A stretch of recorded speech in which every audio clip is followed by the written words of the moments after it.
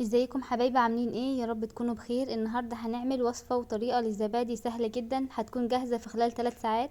اول حاجه هنجيب كيلو لبن وهنغليه ونستناه يبرد، وبعد ما يبرد هنضيف عليه علبه زبادي صغيره ونحطها على اللبن ونبتدي نحرك، وبعد كده نحطه في الخلاط ونسيبه يتخلط مع بعضه دقيقتين بالظبط، وبعد كده نطلعه.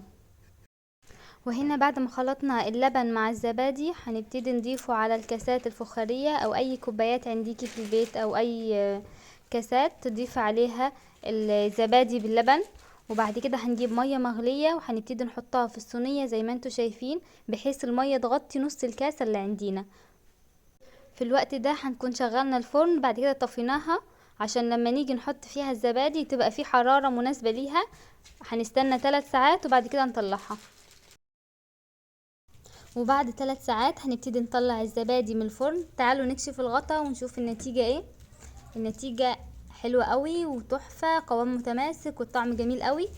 بجد جربوها ومش هتندموا. ولو عجبكم الفيديو متنسوش اللايك والاشتراك وتفعيل زر الجرس، والف هنا وشفا.